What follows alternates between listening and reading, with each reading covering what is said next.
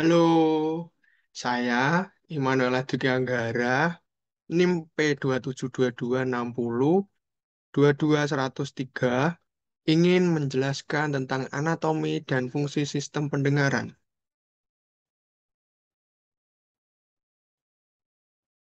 Yang pertama, ini adalah sistem pendengaran, adapun jenis-jenis atau bagian-bagian di dalam sistem pendengaran itu mencakup dari semi sirkular canus, incus malleus, tympanic membrane, external acoustic meatus, auricle, auditory tube, stapes, cochlea, cochlear nerves. Ini termasuk dari organ yang terdapat di dalam sistem pendengaran. Di dalam sistem pendengaran memiliki banyak sekali jenis dalam anatomi pendengaran ini. Bagian dalam telinga dibagi menjadi tiga, yaitu yang pertama adalah telinga bagian dalam, yang kedua telinga bagian tengah, dan yang terakhir adalah telinga bagian luar. Dan yang pertama kita akan membahas telinga bagian luar. Telinga bagian luar dibagi menjadi di yang pertama daun telinga. Daun telinga adalah bagian dari telinga luar yang paling menonjol dan mudah terlihat. Setiap manusia normalnya memiliki dua daun telinga yang terletak pada dua sisi, yaitu kiri dan kanan.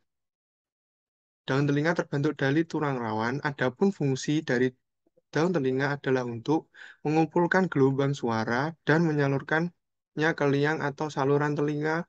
Selain itu, fungsi dari daun telinga adalah untuk melakukan lokalisasi suara, yakni dengan merangsangkan daun telinga pada sisi mana yang lebih dekat dengan suara. Yang kedua adalah liang telinga atau saluran telinga. Liang atau saluran telinga organ dewasa. Orang dewasa memiliki panjang sekitar 3 cm. Bentuk lubang telinga ini menyerupai huruf S pada bagian awal saluran atau lubang telinga, tersusun dari tulang rawan, dan bagian selanjutnya tersusun dari tulang keras. Adapun fungsi dari lubang atau liang telinga adalah untuk menyalurkan getaran suara menuju telinga bagian tengah. Selanjutnya, bagian telinga tengah. Yang pertama, gendang telinga atau eardrum. Gendang telinga atau disebut juga tympanic membran. Membran timpani adalah bagian yang memisahkan telinga luar dengan telinga tengah. Gelombang suara yang diterima menyebabkan membran ini bergetar dan getaran ini ditransmisikan ke tiga tulang kecil ossicle di tengah telinga. Tiga tulang telinga tersebut adalah malleus, incus, dan stapes. Fungsi dari gendang telinga atau membran timpani adalah merespon suara yang diterima dengan cara menggetarkannya. Yang kedua, malleus atau tulang martil. Malleus adalah tulang kecil yang menghubungkan gendang telinga dengan incus. Tulang landasan berbentuk seperti palu. Malleus mentransmisikan sinyal getaran yang diterima dari gendang telinga ke incus. Bentuk tulang malleus ini seperti sebuah martil atau palu, sehingga sering disebut juga sebagai tulang martil. Adapun fungsi dari tulang martil ini adalah menghantarkan getaran suara dari gendang telinga eardrum ke tulang landasan incus.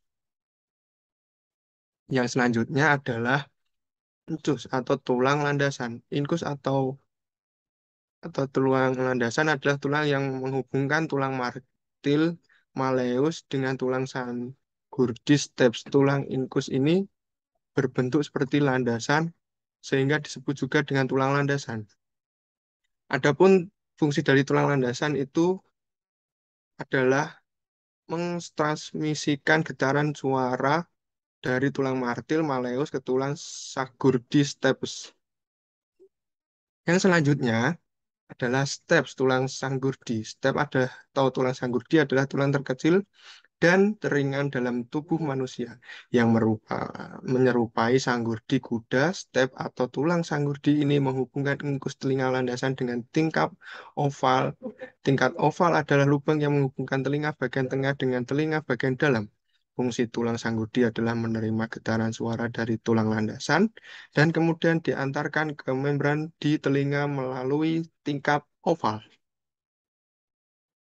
Dan yang terakhir, telinga bagian tengah adalah eustachian tube, tabung pendengaran. Tabung pendengaran juga disebut tabung eustachius adalah rongga yang menghubungkan struktur tulang tengah dengan bagian belakang tenggorokan.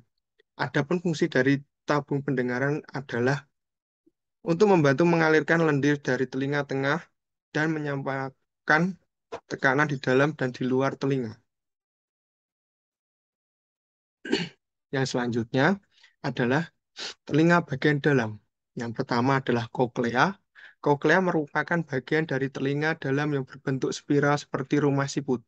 Fungsi koklea adalah mengubah getaran suara menjadi persepsi pendengaran. Koklea memiliki ukuran lebar 9 mm dan tinggi 5 mm. Yang kedua adalah ruang koklea.